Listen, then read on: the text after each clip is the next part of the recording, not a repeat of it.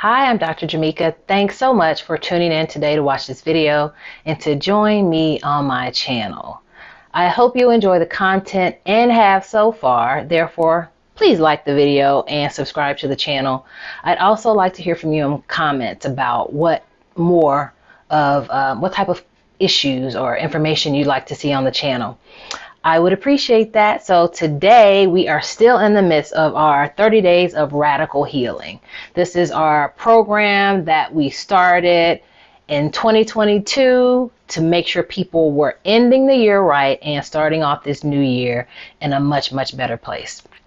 Today we're focusing on shame and radical healing. So why did I think this was an important topic to discuss in a video? It's because you all know I'm a psychologist. I've said this over and over again. I've been a psychologist for 20 years, done a lot of things, seen a lot of things, but a bulk of who I see in therapy, my clients, especially women, deal with a lot of shame in their lives.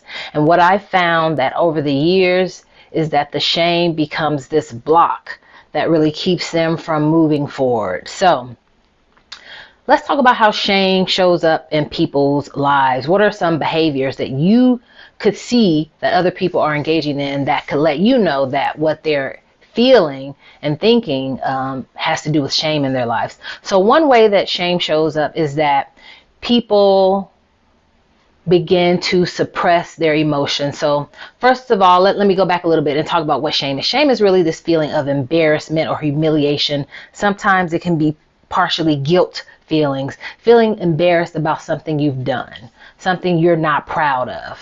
And lots of times the shame is rooted in being very, very focused on what other people think. So the shame comes because I did something bad and other people would see me as a bad person or would think I'm bad and judge me based on that thing or those things. So that's what shame is. So many times, one of the ways you see shame show up is that people suppress their emotions. So let's say a woman, and I've seen this many, many times in therapy, a woman that has been sexually assaulted or raped after having been at a club and having a few drinks. She could feel shame about that situation. And as a result of how badly and how much shame she carries around with her about that situation, she could get in a relationship with a person that is abusive, both physically and emotionally, and that person would then suppress their emotions. So they would be afraid of this person, want to say something, but they would suppress all of that because they feel so much shame at the things that they've done in the past, which in this case, been a victim of sexual assault. So the shame really kind of carries over into other situations. So, and it again, it makes you suppress emotions. Another thing that shame does is it makes you question your self-worth. In other words, if I go back to the same example, sometimes women who've been sexually assaulted, in their own eyes, now they see themselves as being less worthy, less valuable, less everything. They feel like having been sexually assaulted means that they're not as valuable, not as good. So they feel like their quality has gone down and they blame themselves many times for this. So shame shows up in that way of self-worth. Lots of times I see it a lot with my clients in therapy. Another way that you'll see shame show up in people's lives, and I think this one is a very, very interesting way, it would be self-sabotage. So you see people that, let's say they're in a relationship with someone and the relationship is going really, really well. Like the person likes this person, other person likes them, they're happy, everything's going well.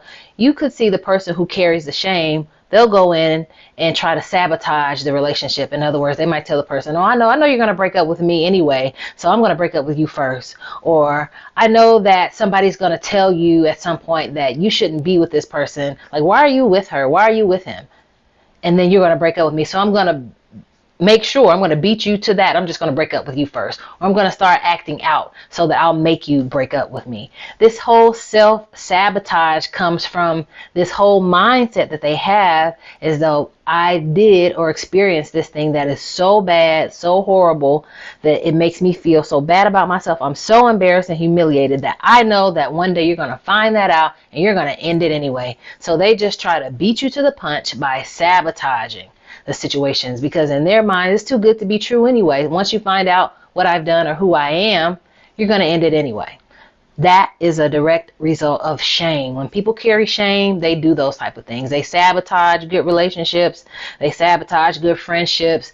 They do all of that. So these are things you can look for if you're looking for evidence of if a person is experiencing shame in their relationships or just in general.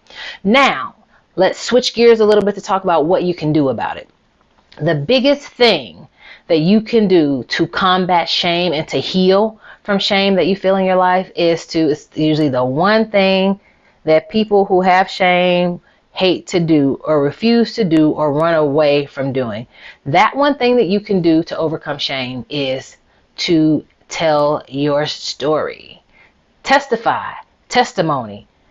You've seen me talk about it in my other videos. In fact, at the end of December, I did a video on testimony, and I told you specifically about my own personal journey with health. And it all starts with someone sharing their information with me in a colonoscopy. Please go watch that video on testimony. But so giving your story, saying it out loud, this is what happened to me. This is my story. This is what I lived through. This is what I experienced. Telling your story, sharing it, saying it out loud is the most powerful thing you can do. That's what gets you out of that whole stuck place of feeling the shame. Because once you've told the story out loud, you own it. You say what parts are yours, or if any parts are yours. If you're a victim of sexual assault, you did nothing. So once you say that, you own the situation and you say, yes, this in fact happened to me. I will no longer allow this thing to control me and weigh over me, because shame usually sits over a person's head like a dark cloud, but it keeps them from doing anything because they're so afraid of the judgment and so afraid of how people will look at them. Once you tell your story, you say it out loud, you own it, and you are no longer haunted by it, no one else can make you feel bad for any damn thing. If you don't feel bad about it, nobody else can make you feel bad about it. The problem with shame is that you still continue to feel bad about it. You feel humiliated, embarrassed. You feel like that thing that happened to you is a reflection of who you are. You have to always remember, like, you are not your experiences. You are not, right? You're not. You are totally separate from them. You get to change the trajectory of your life, your story, your journey, all day, every day. I've done it many, many times. I wish I had enough time to talk about how many times I've done it, because it might just help somebody, like they say in church. So yeah, that's what you have to do. You have to tell your story. You have to give your testimony. You have to say what it is that you feel shame about. That's one of the biggest steps you can do to overcome it. The second thing that you can do is to practice gratitude all day, every day. What are you thankful for? If you live through a sexual assault or a rape, the one thing that you can practice gratitude about is, I survived this. I'm able to tell my story. That person was punished. You can have gratitude for that. That person went to jail because of that. That person was no longer able to hurt other people. That is something to be thankful for. If you can focus more on the pieces of those events that make you feel shame, then you can start the healing process. And the healing process can be a lot more effective. A lot more effective. So today we've talked a lot about shame and radical healing. I've told you about what it looks like and how to get over it. I hope you've learned something. I can't tell you how many times I deal with women in therapy who experience shame. My goal is to help clear it out of your psyche, out of your space, out of your energy. It's not helpful. We have to heal from the shame to claim our story and to move forward. I'm Dr. Jamika. Thanks so much for tuning in. Please make sure you like this video, this channel, and subscribe for more. Thank you.